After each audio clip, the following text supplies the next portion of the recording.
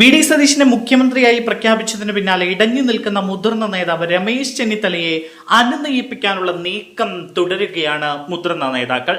അനുനയിപ്പിക്കാൻ ഒപ്പമുള്ളവർ ശ്രമിക്കുന്നുണ്ടെങ്കിലും ചെന്നിത്തല കടുംപിടുത്തത്തിലാണ്. ഉപാധികൾ വയ്ക്കാനാണ് ചെന്നിത്തല പക്ഷത്തിന്റെ ആലോചന. രമേശ് ചെന്നിത്തല മന്ത്രിസഭയിലേക്ക് എത്തുകയാണെങ്കിൽ ആഭ്യന്തര വകുപ്പ് തന്നെ വേണമെന്നും ചെന്നിത്തല പക്ഷത്തുള്ളവരെയും മന്ത്രിയാക്കണമെന്നും ആവശ്യപ്പെടും. ജോസഫ് വാഴക്കിനെ KPCC പ്രസിഡന്റ് ആക്കണമെന്നും ചെന്നിത്തല ആവശ്യമുന്നയിച്ചേക്കും എന്ന ചില വിവരങ്ങളും പുറത്തേക്ക് വരികയാണ്. അതേസമയം ചെന്നിത്തലയ്ക്ക് ആഭ്യന്തരം നൽകുന്നതിൽ VD സതീശൻ ക്യാമ്പ് ഇതുവരെ ഒരു വ്യക്തത വരുത്തിയിട്ടില്ല എന്നതും ശ്രദ്ധേയമാണ്. മുഖ്യമന്ത്രി തീരുമാനത്തിലെ അമർഷത്തിൽ നിയമസഭാ കക്ഷി യോഗം ബഹിഷ്കരിച്ച് ഗുരുവായൂരിലേക്ക് പോയ രമേശ് ചെന്നിത്തല ഇന്ന് രാവിലെ തലസ്ഥാനത്ത് തിരിച്ചെത്തിയിട്ടുണ്ട്. ഹൈക്കമാൻഡ് തീരുമാനം അംഗീകരിക്കുന്നുവെന്നും മന്ത്രിമാരെ തീരുമാനിക്കേണ്ടത് മുഖ്യമന്ത്രിയാണ് എന്നുമായിരുന്നു ചെന്നിത്തലയുടെ ആദ്യ പ്രതികരണം.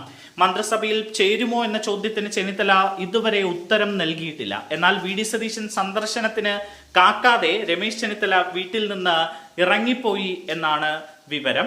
ബന്ധുവിനെ കാണാൻ പോകുന്നു എന്ന് പറഞ്ഞാണ് ചെന്നിത്തല കഴിഞ്ഞ ദിവസം വീട്ടിൽ നിന്ന് ഇറങ്ങിയത്. ജോസഫ് വാഴക്കിനും അൻവർ സാദത്തും ചെന്നിത്തലയെ അനുഗമിച്ചു. അതേസമയം ചെന്നിത്തലയെ മന്ത്രിസഭയിൽ ചേരാൻ VD സതീശൻ നേരിട്ട് ക്ഷണിക്കുമെന്ന വിവരം പുറത്തേക്ക് വരുന്നുണ്ട്. മികച്ച വകുപ്പ് നൽകി അനുനയിപ്പിക്കാനാണ് നീക്കം. ചെന്നിത്തല മന്ത്രിസഭയിൽ ചേരണമെന്ന നിലപാട് തന്നെയാണ് അദ്ദേഹത്തിനൊപ്പം നിൽക്കുന്നവർക്കും ഉള്ളത്. രമേശ് ചെന്നിത്തല അനുകൂല നേതാക്കൾ സതീശനുമായി ചർച്ച നടത്തിയെന്ന വിവരം പുറത്തേക്ക് വരികയാണ്. ജോസഫ് വാഴക്കൻ, അൻവർ സാദത്ത് എന്നിവരാണ് ചർച്ച നടത്തിയിരിക്കുന്നത്. മുഖ്യമന്ത്രി ഉൾപ്പെട്ട 11 മന്ത്രിമാരും സ്പീക്കറും ഡെപ്യൂട്ടി സ്പീക്കറും കോൺഗ്രസിന് ലഭിക്കാനുള്ള സാധ്യതയാണ് കാണുന്നത്.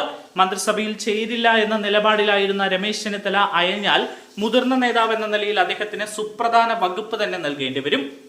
ഒപ്പം KC പക്ഷം സുപ്രധാനമായിട്ടുള്ള മന്ത്രിമാരുടെ വകുപ്പ് നേടിയെടുക്കാനുള്ള ശ്രമങ്ങളും നടത്തുന്നുണ്ട്.